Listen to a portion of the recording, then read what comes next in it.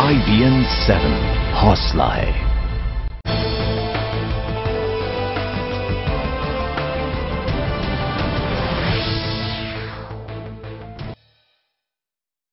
दिल्ली में विधानसभा चुनावों को लेकर जबरदस्त हलचल है। हर पार्टी ने किसी न किसी चेहरे को दिल्ली के दावेदार के रूप में प्रोजेक्ट करना शुरू कर दिया है। कई नामचीन हस्तियों को पार्टी में शामिल कर बीजेपी बम बम नजर आ रही है। वहीं कांग्रेस ने भी बीते चुनावों में मिली हार को भुलाकर नए सिरे से पूरी ताकत झोंक दी है। तो किस तरह से गरमाया है राजधानी में सियासी तापमान, सबसे पहले रिपोर्ट देखिए।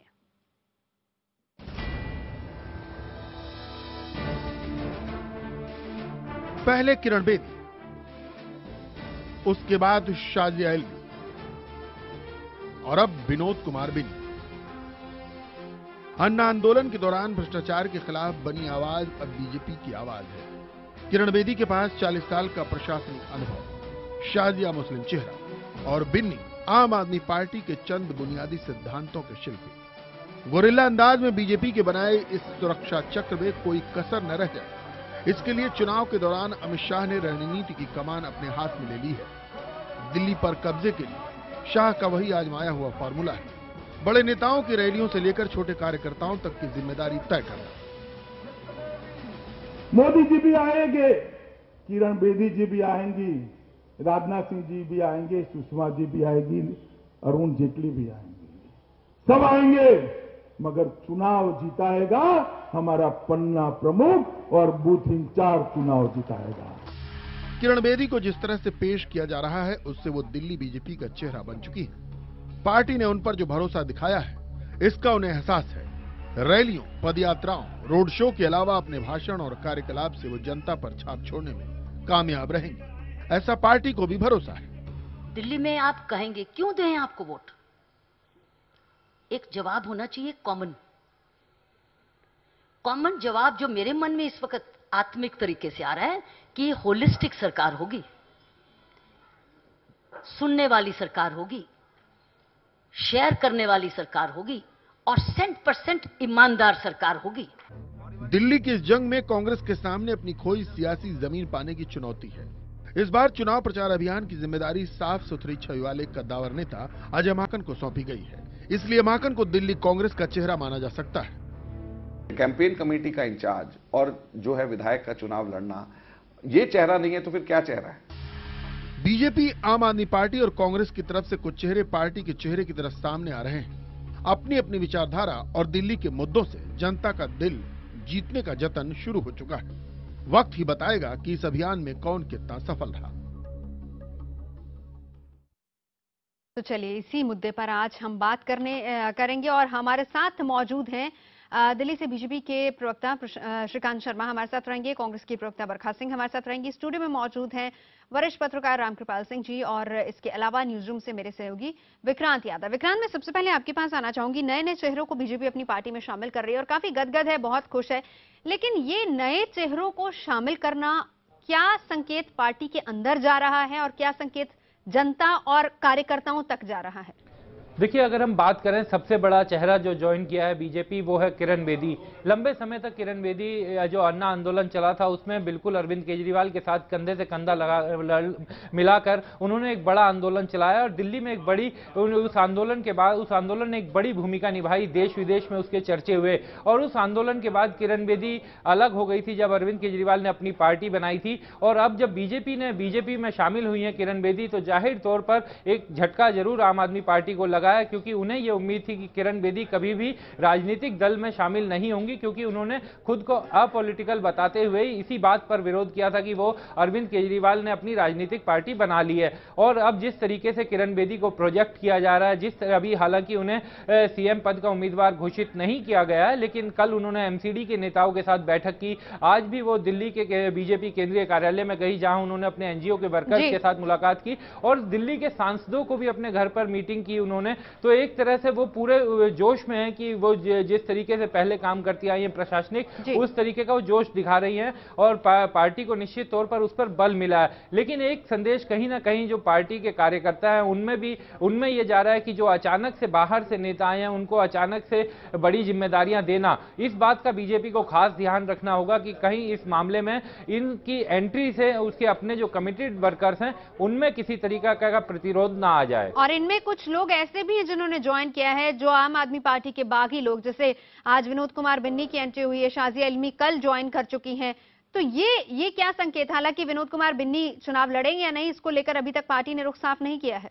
देखिए, बिल्कुल बीजेपी में जो पार्लियामेंट्री बोर्ड है और सीसी है, कल पार्लियामेंट्री बोर्ड की बैठक होगी जिसमें इन सब चीजों पर चर्चा होगी और विनोद कुमार बिन्नी चुनाव लड़ेंगे या नहीं लड़ेंगे, बीजेपी की सबसे सर्वोच्च संस्था वही है और वही इस मामले में फैसला लेगी। तो अभी ये तय नहीं है कि वो चुनाव लड़ेंगे, लेकिन चुनाव से ठीक पहले उनका आना, और अगर इस तरीके से उनको टिकट भी मिलता है तो कहीं ना कहीं पिछली बार उन्होंने कांग्रेस के वरिष्ठ नेता अशोक वालिया को हराया था, इस बार वो कहां से लड़ना चाहेंगे, इन सब चीजों पर भी विचार पार्टी करेगी और क्या उनसे बातचीत हुई है। लेकिन इस सब के बीच में अभी भी कह रहा हूं कि जो पार्टी के पुराना जो कमिटेड कैडर है उसमें किसी तरीके का संदेश ना जाए, इसके लिए बीजेपी को खास सतर्क होना ही होगा। विक्रांत, एक और चीज क्लियर कर दीजिए, 2 दिन पहले हमारे इसी स्टूडियो में और हमारे इसी शो में विनोद कुमार बिन्नी ने बैठकर ये बात कही थी कि वो अगर इंडिपेंडेंट लड़ते हैं तो अरविंद केजरीवाल के खिलाफ लड़ेंगे।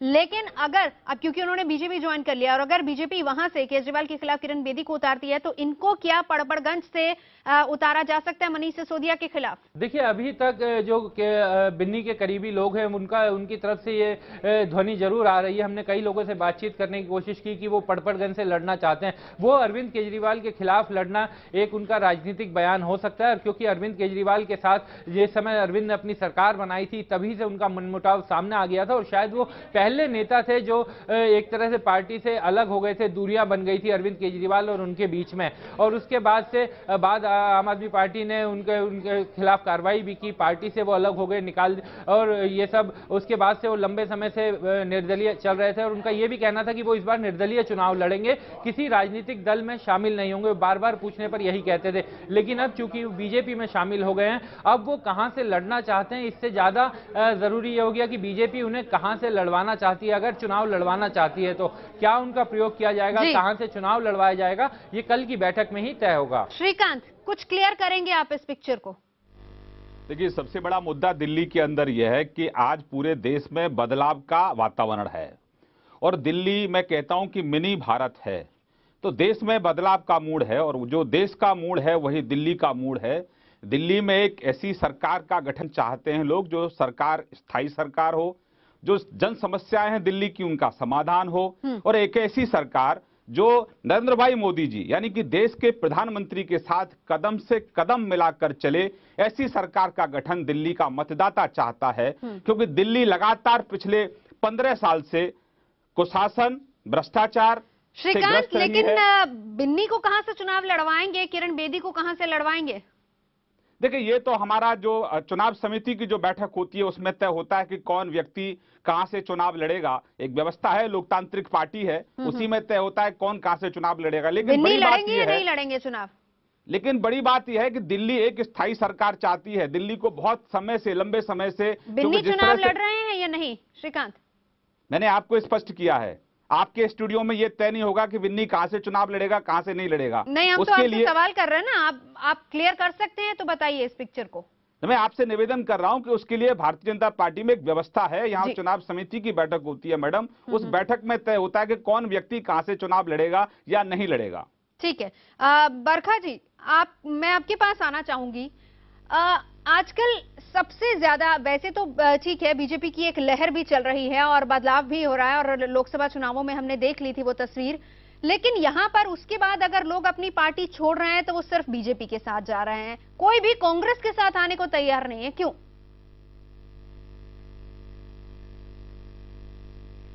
देखिए, कांग्रेस में जो लोग जहां थे वो वहां हैं और कांग्रेस अपना जनाधार जानती है। कांग्रेस एक बहुत पुरानी पार्टी है, उसको किसी के सहारे की जरूरत नहीं है। कांग्रेस पार्टी को दल बदलुओं की जरूरत नहीं है। कांग्रेस पार्टी को ऐसे लोग कतई नहीं चाहिए जो कल तक गाली बकें और फिर आज वो गले लगा लिए जाएं। कल तक ये जो आज भारतीय जनता पार्टी में जा रहे हैं, कल तक ये गालियां बकते थे, बुरी बुरी बातें बोला करते थे, और आज उन्हीं को ऐसी क्या दुविधा पड़ गई, ऐसी क्या समस्या आ गई कि सत्ता पे काबिज होने के लिए ये इतना आतुर हो गए हैं कि ये अपने उन लोगों को भी गले लगाने से गुरेज नहीं कर रहे हैं जिन्होंने इनको कभी कितना भ्रष्ट और कितना बुरा कहा है। आपने कहा कि तो हमारी पार्टी में ऐसे नेता हैं कि हम अपने आप में सक्षम, हमें बाहर से किसी और की जरूरत नहीं है, लेकिन ये बताएं कि लवली चुनाव नहीं लड़ रहे हैं, इस तरह की भी खबरें आ रही हैं, क्या ये नाराजगी है या फिर कुछ और है?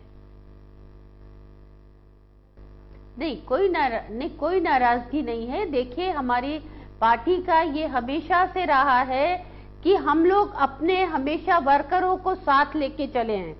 हम लोगों ने हमेशा अपने वर्करों का ध्यान रखा और हमेशा अपने वर्कर को आगे बढ़ के आगे किया। अगर लवली जी चुनाव नहीं लड़ रहे हैं तो वो सारी दिल्ली में प्रचार करेंगे। वो लेकिन वो तो आपका एक बहुत स्ट्रॉन्ग चेहरा रहे हैं शुरू से, हम लोग काम कर रहे हैं। हम लोग अपने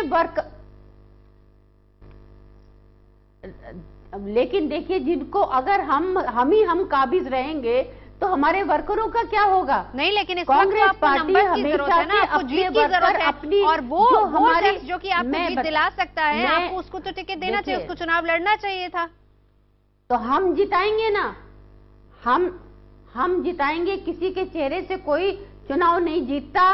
चुनाव जीतता है आदमी अपने कर्मों से, अपने काम से, अपने आप से। कोई किसी को कोई चेहरा चुनाव नहीं जीतता। इसका मतलब एक बार हवा चली थी, वो हवा बदल गई, अब हवा का रुख नीचे होने लगा है। इसका मतलब पिछली हार इसीलिए हुई कि काम ठीक नहीं रहे, काम सही नहीं रहे, कांग्रेस के जनता संतुष्ट नहीं थी कांग्रेस के कामों से, इसीलिए हार मिली। काम तो देखिए, नहीं, काम हमने 15 साल में, ये सब लोग मानते हैं और आप भी मानेंगी कि जितना डेवलपमेंट इस दिल्ली शहर में हुआ है, हिंदुस्तान के किसी शहर में नहीं हुआ। लेकिन हाँ, कुछ ना कुछ कमियां हम में जरूर रही होंगी जो जनता ने हमें नकार दिया और उसकी वजह से हम बाहर हो गए। लेकिन अब 1 साल में जनता ने उस चीज को समझा है और उसकी सजा जनता भुगतती है। अब जनता दोबारा समझ रही है और वो समझ रही है कि हमें कौन अच्छा सुशासन कौन दे सकता है, हमें विकास कौन दे सकता है, हमारी जरूरतों को कौन पूरा कर सकता है, और वो सिर्फ और सिर्फ कांग्रेस पार्टी है। ठीक है, काफी आश्वस्त हैं बरखा जी। रामकृपाल जी, मैं आपके पास आना चाहूंगी। क्या तस्वीर अब आप देख रहे हैं दिल्ली में, क्योंकि आम आदमी पार्टी के बागी बीजेपी को ज्वाइन कर रहे हैं, बीजेपी के जो तमाम दिग्गज लीडर्स थे वो कहीं भी नजर नहीं आ रहे हैं, यहाँ पर मंचों पर भी देखा जाए तो वो नहीं है, पोस्टर्स में भी उनको जगह नहीं दी गई है। वहीं कांग्रेस पूरी तरह से आश्वस्त नजर आ रही है। उनका ये कहना है, उनमें भी अरविंदर सिंह लवली की नाराजगी यहाँ पर देखी गई कि वो चुनाव नहीं लड़ रहे हैं। तस्वीर क्या बन रही है दिल्ली की? देखिए नवजोत जी, तस्वीर जो वही है, उसमें कोई फर्क नहीं आया है कि ये लड़ाई अरविंद केजरीवाल और नरेंद्र मोदी में है और वोटर ने इन्हीं दोनों को लेकर के अपना मन बनाया हुआ है, फैसला भी इन्हीं दोनों को लेकर के होगा। रही बात इसमें यह है कि हर पार्टी पूरी कोशिश करती है कि कहीं से भी अगर कुछ वो जोड़ सकती है और स्ट्रेंथन कर सकती है तो वो करती है, जो कि बीजेपी कर रही है इस समय। मुझे वो दिन याद है जब, आपको भी याद होगा, अन्ना हजारे के मंच पर बीजेपी के लोग बैठते थे। सिर्फ अगर कोई पार्टी नहीं बैठती थी तो कांग्रेस पार्टी नहीं बैठती थी, और जो सारा का सारा आंदोलन था उस समय सत्ताधारी कांग्रेस के खिलाफ था। और वहां से जब वो मंच का विघटन हुआ तो 2 लोग निकले, जो लोग वहां से चले, एक विकल्प, राजनीतिक विकल्प बनने के लिए पार्टी बनाई। उस केजरीवाल ने कांग्रेस का दामन तो मैं नहीं कहूंगा थामा, लेकिन कांग्रेस ने समर्थन दिया और उसके बूते सरकार बनाई। रेस्ट जो है आप देखिए, किरण बेदी हुई, इल्मी हुई, साजिया जी हुई और आज क्या नाम, बिन्नी जी, ये तीनों चेहरे आज बीजेपी में हैं। तो कहीं ना कहीं आप देखिए कि आज बीजेपी पर ये इन लोगों पर ये आरोप नहीं लगाया जा सकता कि आप क्यों चले गए, क्योंकि ऑलरेडी बीजेपी तो मंच पे तब बैठी रही थी वहां पे। तो बीजेपी 15 सालों से दिल्ली में है भी नहीं, तो एडवांटेज बीजेपी सामने दिख रहा है। लेकिन एक बात माननी पड़ेगी कि बीजेपी आज जो भी दिल्ली में एक प्रश्न चिन्ह लग रहा है, एक बड़ा क्वेश्चन मार्क, कि रियल ये टफ फाइट तो है। इस टफ फाइट के लिए, ये इस बुरा हालात के लिए बीजेपी जिम्मेदार है। अगर लोकसभा के बाद दिल्ली में पहला इलेक्शन हुआ होता जो कि ड्यू था, तो ये नौबत नहीं आती, बीजेपी को बहुत थंपिंग मेजॉरिटी मिलती। लेकिन बीजेपी उस समय ये देख रही थी कि पहले आसान सवाल हल करो, महाराष्ट्र हल कर लो, महाराष्ट्र हल कर लो, हरियाणा हल कर लो, झारखंड हल कर लो, जम्मू कश्मीर हल कर लो, आखिरी सबसे मुश्किल सवाल का जवाब सबसे बाद में देना। तो कहीं न कहीं आपने मैसेज दिया कि मोदी जी को या बीजेपी हल्का सा केजरीवाल को पोटेंशियल थ्रेट मानती है, और यही सबसे मुश्किल ये परसेप्शन आया है। और इसमें कोई दो राय नहीं, देखिए वो सच्चाई है। फिर भी मैं कहता हूं कि एडवांटेज बीजेपी है, लेकिन ये अब तक की जो 5 मैचों की सीरीज बीजेपी शुरू हुई थी अप्रैल से लेकर के लोकसभा चुनाव के बाद से, जिसमें 4-0 की बीजेपी ने बढ़त ले ली है, नो डाउट। ये 5वां आखिरी मैच है। आखिरी मैच में क्या होता है, हमेशा कई बार कैप्टन आराम करने लगता है, नए प्लेयर उतारे जाते हैं, नए तरह के प्रयोग किए जाते हैं, नई पिच होती है। हो सकता है कि कल 19 तारीख है, कल किरण बेदी को अचानक, अब तक तो ये रहा कि मुख्यमंत्रियों को नकाब पहना के आपने गोल्ड मेडल लिया, हो सकता है यहां पर एक भावी मुख्यमंत्री का चेहरा आप बेनकाब करके, मतलब सबके सामने ला करके ले। लेकिन ये तय है कि ये टफ फाइट है। बीजेपी को इतने तरह के पैंतरे एक छोटे से स्टेट में चुनाव के लिए करना पड़े, तो ये अपने आप में है कि बाइपोलर इलेक्शन है और ये फाइट टफ है। अरविंद केजरीवाल बनाम नरेंद्र मोदी जी। अब श्रीकांत, आपको लगता है, रामकृपाल जी कह रहे हैं कि नए खिलाड़ियों को उतारा गया, पुराने खिलाड़ियों को थोड़ा आराम दिया गया, और वाकई हम नए खिलाड़ी यहां पर देख रहे हैं।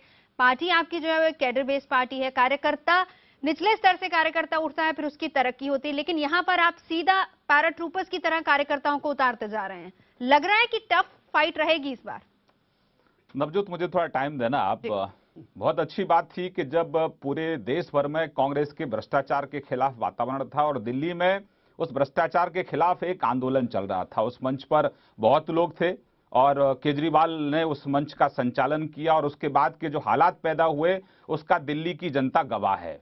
तो जिस भ्रष्टाचार के खिलाफ वो आंदोलन चल रहा था, मुहिम चल रही थी, जिस पॉलिटिकल पार्टी के खिलाफ वो भ्रष्टाचार था, अरविंद ने सारी नैतिकताएं समाप्त कर दी, सारे प्रतिबद्ध, सारे कमिटमेंट उसने समाप्त किए, बच्चों की कसम झूठी खाई। उसके बाद उसी पॉलिटिकल पार्टी के साथ मिलकर उन्होंने सरकार बना ली। तो निश्चित रूप से जनता जो उनके साथ भरोसा करके उनके साथ गई थी, उस जनता के साथ उन्होंने विश्वासघात किया। उसमें उनके नजदीकी मित्र भी हैं जो बड़ी तादाद में आज भारतीय जनता पार्टी के परिवार में शामिल हो रहे हैं। तो ये बड़ी खुशी की बात है कि जनता ने पहले ही उनके साथ अपने आप को अलग कर लिया और अब उनके जो नजदीकी मित्र थे वो बड़ी तादाद में भाजपा में शामिल हो रहे हैं। तो यही तो लोकतंत्र है, इसका सबको सम्मान करना चाहिए। इसमें कहीं डरने की किसी को क्या आवश्यकता है? नहीं, लेकिन आपकी पार्टी में बहुत सीनियर लोग भी तो है ना, जाहिर सी बात है कि कहीं ना कहीं इनसिक्योरिटी तो फिर उनको भी हो रही होगी।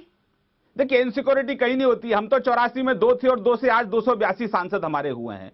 तो जनता तो वही है, और जनता का जब मन बदलता है तो जैसे मैंने कहा आपसे पहले ही कि अब बदलाव का वातावरण है, लोग बदलाव चाहते हैं। अब दिल्ली में लोग 24 घंटे बिजली चाहते हैं, शुद्ध कम से कम पानी पीने के लिए चाहते हैं, अच्छी कानून व्यवस्था चाहते हैं और एक अच्छा नेतृत्व चाहते हैं, एक मजबूत सरकार चाहते हैं। तो जो दिल्ली का हित चाहता है, जो दिल्ली को दुनिया का बेहतरीन शहर बनाना चाहता है, एक स्थायी सरकार चाहता है, वो हमारे प्लेटफॉर्म पे आ रहा है और 7 फरवरी को वो कमल पर बटन दबाएगा। तो इसमें ये लोकतंत्र है, ये जहां हवा चल रही है मतलब बीजेपी टफ नहीं है, बहुत इजी है बीजेपी के लिए। आपका ये जनता हमारे साथ आ रही है। आपका ये कहना है कि बीजेपी के लिए फाइट टफ नहीं है, इजी है?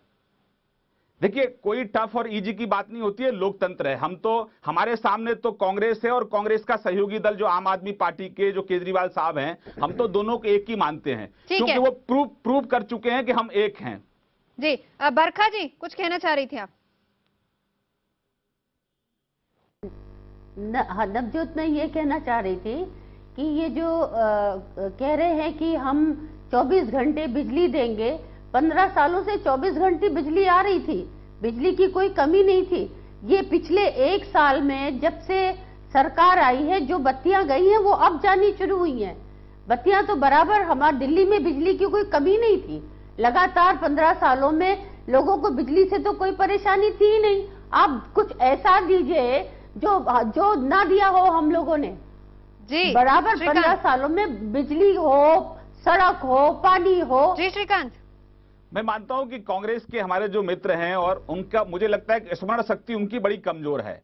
दिल्ली में चाहे शादरा चले जाइए, आप चाहे आउटर दिल्ली चले जाइए, चाहे दक्षिणी दिल्ली के गांव में चले जाइए, 8-8 घंटे 6-6 घंटे बिजली का कट रहा है, बिजली की कटौती रही है। और ये लोग कहते हैं 24 घंटे हमने बिजली दी है। भाई कम से कम इतना झूठ तो आप मत बोलिए। ठीक है, सोबत का असर होता है, केजरीवाल की सोबत का असर आपके पास है, आपके ऊपर केजरीवाल की सोबत का असर आ गया है, क्योंकि वो भी झूठ बोलते हैं और आप भी झूठ बोल रहे हैं। तो कम से कम दिल्ली की जनता को गुमराह मत करिए, आपको देखा है बहुत अच्छे से जनता ने।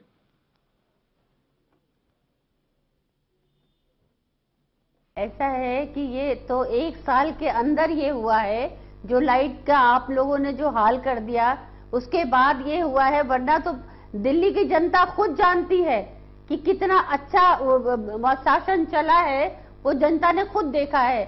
बरखा जी एक मेरा सवाल आपसे कोई बात ही नहीं है। बरखा जी आप बहुत बेबाक राय रखती हैं, मुझे बता दीजिए आपके घर में जेनसेट है या नहीं है, इन्वर्टर है या नहीं है? आप इतना बता दिए जनता को। अगर आपके घर में जेनसेट है, इन्वर्टर है, तो 24 घंटे बिजली फिर इसका मतलब नहीं है। बिल्कुल नहीं है, नहीं है। आप मुझे लगता है कि नहीं है, हमारे घर में आके चेक करिए आप। आपकी मजबूरी है लगता है, लेकिन दिल्ली में लगभग सब लोगों की यहाँ ये व्यवस्था रहती है, उनको मालूम है कि दिल्ली में बिजली कभी भी जा सकती है। मजबूरी नहीं है। जी श्रीकांत, और बरखा जी कह रही है कि उनके घर में ना तो जेनसेट है और ना ही इन्वर्टर उनके घर में, क्योंकि उनकी सरकार ने पूरी बिजली दी है। आप सभी हमारे साथ रहिए। विक्रांत, आपके पास भी मैं आऊंगी, लेकिन ब्रेक के बाद। और सवाल मेरा ये रहेगा कि इतने लोग बीजेपी में शामिल हो रहे हैं, सीनियर लीडर्स को कहीं इनसिक्योरिटी हो रही नहीं हो रही, और दूसरा ये कि कार्यकर्ताओं में क्या मैसेज जा रहा है, क्या सोच रखते हैं कार्यकर्ता, क्योंकि आप फील्ड में रहते हैं, लोगों से बात करते हैं। विक्रांत, आपसे जानना चाहूंगी क्या मैसेज जा रहा है कार्यकर्ताओं में, किस तरह की सोच उभर रही है, क्योंकि इतने लोगों को अगर बाहर से लाकर बीजेपी में ज्वाइन कराया जा रहा है तो? देखिए, कहीं ना कहीं कार्यकर्ता और नेताओं में किरण बेदी के आने से एक उत्साह तो जरूर आया, क्योंकि किरण बेदी के पास एक लंबा प्रशासनिक अनुभव भी है। लेकिन फिर भी नवजोत, जब भी इस तरीके से नेता किसी नए आदमी की एंट्री होती है पार्टी में और चुनाव से ठीक पहले वो एंट्री होती है, और कहा यह भी जा रहा है कि बीजेपी उन्हें मुख्यमंत्री के उम्मीदवार के तौर पर प्रोजेक्ट कर सकती है, तो एक तरह से कहीं ना कहीं जो स्थानीय और प्रदेश स्तर के नेता हैं, जो कहीं ना कहीं उनकी निजी महत्वाकांक्षाएं भी होती हैं, जब आदमी राजनीति में रहता है तो निजी महत्वाकांक्षाएं भी होती हैं, तो उन सब से किस तरीके से बीजेपी पार पाएगी, बीजेपी के लिए एक बड़ा चैलेंज ये है। हालांकि उसने आम आदमी पार्टी को एक चुनौती देने की कोशिश की है, उनके साथ आंदोलन में कंधे से कंधा मिलाकर काम करने वाली किरण बेदी को अपने पाले में लाकर, और किरण बेदी के पास एक लंबा प्रशासनिक अनुभव भी है। इसके अलावा उनके एनजीओ संगठन लगातार काम करते रहे हैं, दो उनके एनजीओ संगठन हैं जो लंबे समय से काम कर रहे हैं समाज सेवा के, तो इन सब चीजों का उसे फायदा मिलेगा। लेकिन अभी भी कहीं ना कहीं एक ऐसा डर है कि उसके जो कार्यकर्ता है उन तक ये कैसे मैसेज जाए, कैडर तक कैसे मैसेज जाए कि किरण बेदी को अचानक से आपने लाए पार्टी में और उन्हें इतनी बड़ी भूमिका, इतनी बड़ी जिम्मेदारी दे दी। क्या पार्टी के प्रदेश स्तर के नेताओं के पास के ऊपर भरोसे क्या कमी थी, इन सब चीजों के सवाल देने होंगे। और बीजेपी कैडर बेस्ड पार्टी है, उसे अपने कैडर को इन सब चीजों का संदेश भिजवाना पड़ेगा। लेकिन एक जो प्लस पॉइंट है बीजेपी के पास इस समय, उनके जो कार्यकर्ता हैं, उनके जो नेता है, उनमें वन मैन नरेंद्र मोदी एकमात्र सबसे बड़े नेता हैं जिनकी बात को बीजेपी में पूरी तरीके से पालन किया जाता है। तो जिस समय किरण बेदी को बीजेपी में शामिल किया गया, उससे पहले वो नरेंद्र मोदी से मिलकर आई, उसके बाद पार्टी अध्यक्ष ने उन्हें पार्टी के केंद्रीय कार्यालय में बीजेपी में शामिल करवाया। तो इन सब चीजों से कार्यकर्ताओं को कहीं ना कहीं ये लग रहा है कि ये पार्टी में ऊपर से किया जा रहा है और इस पर प्रधानमंत्री का पूरी तरीके से उनका भरोसा है। तो इन सब चीजों को बीजेपी कैसे समझा पाएगी, ये एक चुनौती रहेगी। ये बड़ी चुनौती है क्या? मैं आपसे जानना चाहूंगी श्रीकांत। देखो नवजोत, कोई चुनौती नहीं है, हम कार्यकर्ताओं की पार्टी है और उत्साह है कार्यकर्ताओं में कि जिस भरोसे और विश्वास के साथ लोगों ने 2014 के चुनाव में नरेंद्र भाई मोदी जी पर भरोसा और विश्वास व्यक्त किया था, वो 7 महीने के कार्यकाल के बाद और मजबूत हुआ है। पेट्रोल 15 रुपए कम हो गया, लोग उत्साहित हैं, लोग खुश हैं कि किरण बेदी जुड़ी है उनके साथ। और जो भ्रष्टाचार और कुशासन से जो साख खराब हुई थी देश की, वो साख को मोदी जी ने ठीक किया है। आज मेक इन इंडिया के तहत जो लोग हमारे साथ मित्रता भी नहीं करना चाहते थे, वो आज हमारे साथ व्यापार कर रहे हैं। तो भरोसा बढ़ा है, विश्वास बढ़ा है। और एक तरफ नवजोत आपको याद दिला दूं कि एक तरफ ऐसी पार्टी है जो कहती है हम अराजकतावादी हैं, एक तरफ ऐसे लोग हैं जो चुनाव लड़ने से भाग रहे हैं। तो जनता अब समझ चुकी है, मूड जनता का नेता जान चुके हैं, कांग्रेस के नेता तो चुनाव ही नहीं लड़ना चाहते। उनका नहीं, लेकिन श्रीकांत आपकी बात सही है, मैं बिल्कुल सहमत हूं। और विक्रांत भी यही बात कह रहे थे कि किरण बेदी को आप लेकर आए, लोगों में, कार्यकर्ताओं में जोश बहुत ज्यादा बढ़ा है। लेकिन तमाम ऐसे सीनियर लीडर्स अभी भी हैं आपकी पार्टी में जिनकी कुछ सियासी महत्वाकांक्षाएं हैं, उनको किस तरीके से आप पूरा करेंगे?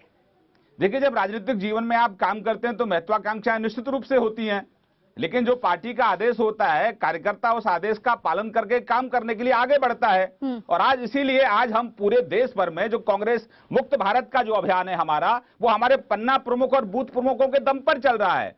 तो पार्टी बूथ प्रबंधन के आधार पर चुनाव जीतती चली आ रही है, माननीय मोदी जी और माननीय अमित शाह जी के नेतृत्व में। तो अनुशासन वाली पार्टी है और बड़ी तादाद में लोग भाजपा परिवार में शामिल हो रहे हैं। तो ये कार्यकर्ता के लिए गौरव की और गर्व की बात होती है। तो यहाँ कोई असंतोष हमारे यहाँ नहीं है, असंतोष आपको स्पष्ट दिख रहा है।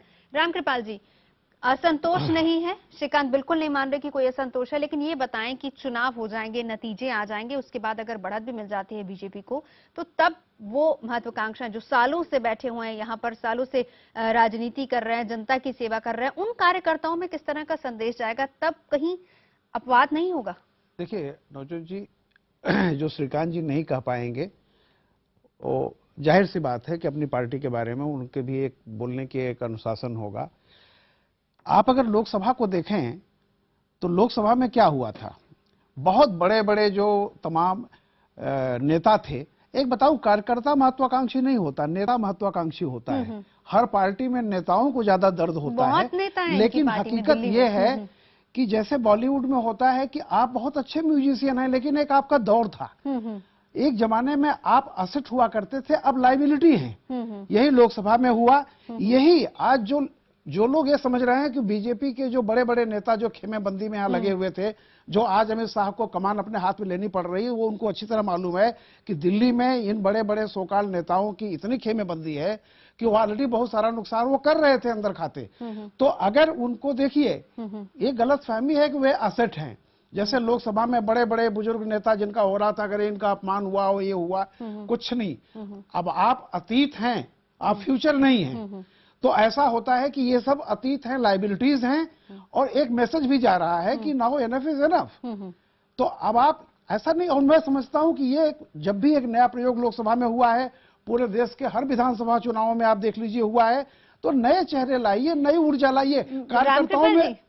वो कार्यकर्ता निरुत्साहित नहीं होगा। कार्यकर्ता एक ईमानदार कोई आदमी आएगा, उससे उत्साह मिलेगा उसको। इसका मतलब तो फिर ये भी तो एक मैसेज जाएगा कि आपकी पार्टी में किरण बेदी जैसा कोई ईमानदार चेहरा था ही नहीं। मेरा ये कहना नहीं, लेकिन मेरा ये कहना है कि अगर मान लीजिए आप ईमानदार हो भी, लेकिन आप अकर्मण्य हैं, आप कुछ नहीं कर पा रहे हैं, आप सब जगह बटे हुए हैं, वो उसकी मुखालफत कर रहा है, उसकी मुखालफत कर रहा है, उसकी मुखालफत, उससे अच्छा है। मोदी जी ने क्या टैक्टिस अपनाई, पार्टी पे नहीं वोट मिला है, मोदी जी के नाम पे मिला है। और जब वोट मोदी जी के नाम पे मिलना है तो आपकी हैसियत और ताकत क्या है? आप हर जगह रूठे बैठे हुए हैं कि मुझको नहीं किया, फलाना को नहीं किया। अरे जब वोट मोदी जी के नाम पे मिलना है तो ठीक है, आप ईमानदार छवि की एडमिनिस्ट्रेशन देखिए, दो ही चीज मोदी का नारा था, डेवलपमेंट एंड स्वच्छ प्रशासन, जिसको आप कह लीजिए गुड गवर्नेंस एंड डेवलपमेंट। तो गुड गवर्नेंस एंड डेवलपमेंट का जो भी प्रतीक हो, चाहे नया हो पुराना हो, नया म्यूजिशियन आता है, अगर उसकी चल गई तो पुराना म्यूजिशियन है, अच्छा रहा होगा, लेकिन अब आप नहीं चल रहे हैं। तो मैं समझता हूं कि बीजेपी जो प्रयोग कर रही है, इसमें कोई दो राय नहीं है कि अच्छी चीज है। और इससे अगर कुछ लोगों को, देखिए वही बात है, कल 19 तारीख है, पता चल जाएगा, वरना वो बात भी कह जाए मेरा दिल भी दुखे ना, तो आप अगर घोषणा नहीं करें तो आप दिल भी नहीं उनका दुखेगा, हालांकि दिल तब भी दुख रहा है, तो उसका कोई इलाज नहीं है। ठीक है बरखा जी, यानी कुल मिलाकर नए लोग अगर ज्वाइन हो रहे हैं, मजबूती मिल रही है पार्टी को, क्या कांग्रेस कहीं ना कहीं डरी हुई है? क्योंकि आपके वहां पर कोई भी सीनियर नेता सड़कों पर उतरकर कैंपेनिंग में या फिर लोगों के बीच जाता नहीं दिख रहा है। आपको याद होगा बरखा जी, पिछली बार आप किस तरीके से गली गली घूमती हुई नजर आई थी, आप कार्यकर्ताओं के बीच में गई थी, लेकिन इस बार तो कोई नजर ही नहीं आ रहा है। नहीं, हम अभी भी हम जा रहे हैं और अभी आपके प्रोग्राम में कैंपेन करके ही आए हैं। ऐसी बात नहीं है कि हम लोग कहीं जा नहीं रहे हैं, काम नहीं। हमारी पार्टी बहुत ताकत से हम लोग लगे हुए हैं और सीनियर लीडर्स भी आएंगे। अभी नॉमिनेशन होने दीजिए, उसके बाद में विड्रॉल होगा, मोदी उसके जी बाद एक रैली कर बाकायदा चुके हैं, जब राहुल जी कैंपेन कहाँ गए? शुरू होगा कोई उसके बाद कार्यक्रम है इलेक्शन उनका रैली शुरू करने होता का, है, लोगों के बीच आने का? नहीं, राहुल जी भी आ जाएंगे, बिल्कुल है कार्यक्रम है, राहुल जी भी आएंगे, सोनिया जी भी आएंगी, शीला जी भी आएंगी, सब लोग आएंगे। लेकिन मैं एक बात यहाँ पे पूछना चाहती हूँ, कल तक जो अन्ना जी के मंच से जो गोधरा कांड का हत्यारा कहा करते थे, जो उनको इस तरह के शब्दों का प्रयोग किया करते थे, आज उनको ही गले लगा लिया। उनका क्या होगा? सिर्फ अपनी एक दिल्ली में सत्ता पाने के लिए जो इस तरह के समझौते किए जा रहे हैं। बरखा जी, ऐसे तो बहुत चेहरे आपकी पार्टी में भी शामिल हुए। अगर हम इतिहास गिनवाने की कोशिश करें तो बहुत से चेहरे आपकी पार्टी में भी शामिल हुए, नाराज होकर गए, फिर से आप ही ने उनको गले लगा लिया। नहीं, वो तो हमारे थे, चले गए, आ गए वापस, उसमें कोई फर्क नहीं पड़ता। ठीक है, श्रीकांत कुछ लेकिन कहना चाह रहे हैं? लोग कल तक आपने भी देखा मंच पे, अन्ना जी के मंच पे क्या हो रहा था। जी श्रीकांत। नवजोत, कांग्रेस पार्टी बहुत कुख्यात रही अफवाहों को फैलाने में, एजेंसियों का दुरुपयोग करने में, लोगों को गुमराह करने में, लेकिन भारतीय जनता पार्टी का और इस देश के जो आम जनता है उसका भरोसा इस देश की न्यायपालिका में है। 2002 से लेकर लगातार 14 तक हमारे नेताओं को बदनाम करते रहे, लेकिन कोर्ट ने क्लीन चिट दी। एक आतंकवादी की हत्या हो गई, उसके जुर्म में गुजरात के गृह मंत्री को जेल के अंदर डाल दिया और आईबी और सीबीआई दोनों एजेंसियों को लड़ा दिया अपने निजी स्वार्थों के लिए। और अब आतंकवादियों के समर्थन में कांग्रेस के प्रवक्ता बयान देते हैं, लेकिन कांग्रेस का नेतृत्व निष्क्रिय है, कांग्रेस का नेतृत्व बिल्कुल नहीं है। न तो सोनिया जी बोलती है, न राहुल जी बोलते हैं। मैं मानता हूं कि इतनी बड़ी आतंकवादी घटनाएं हो रही हैं, उनका समर्थन कांग्रेस के प्रवक्ता करते हैं। इससे ज्यादा घिनौनी और पॉलिटिक्स कोई कर नहीं सकता, और परिणाम इनको मिल रहा है। जनता इनको लगातार नकार रही है, लेकिन बदलाव इनके अंदर नहीं है, लेकिन बदलाव जनता के अंदर है। और वो आपको 10 तारीख को जब परिणाम आएगा दिल्ली का, तो स्पष्ट आपको दिखेगा। जी बरखा जी।